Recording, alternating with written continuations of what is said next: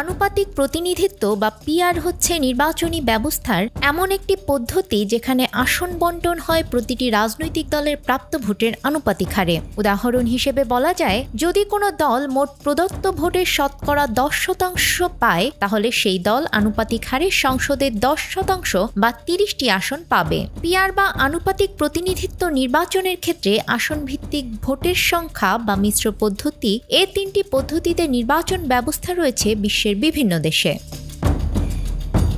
চলুন জেনে নেওয়া যাক প্রচলিত নির্বাচন ব্যবস্থার সঙ্গে এর পার্থক্য কী।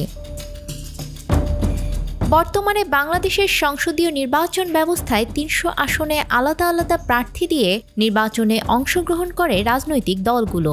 ধরা যাক, বর্তমান পদ্ধতিতে জাতীয় নির্বাচনে একটি আসনে মোট 4 জন প্রার্থী 4টি দল থেকে নির্বাচন করছেন।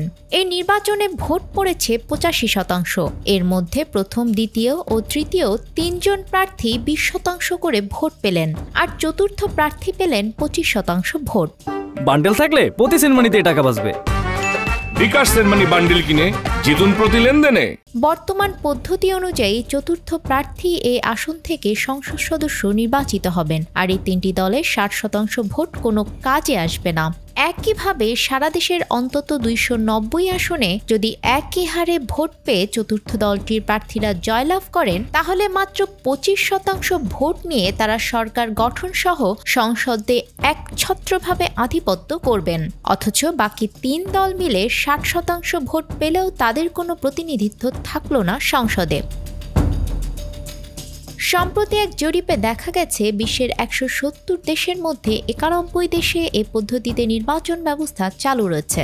দক্ষিণ এশিয়ার 2টি দেশ, ইউরোপ সহ উন্নত বিশ্বের অনেক দেশে আনুপাতিক পদ্ধতিতে ভোট অনুষ্ঠিত হয়।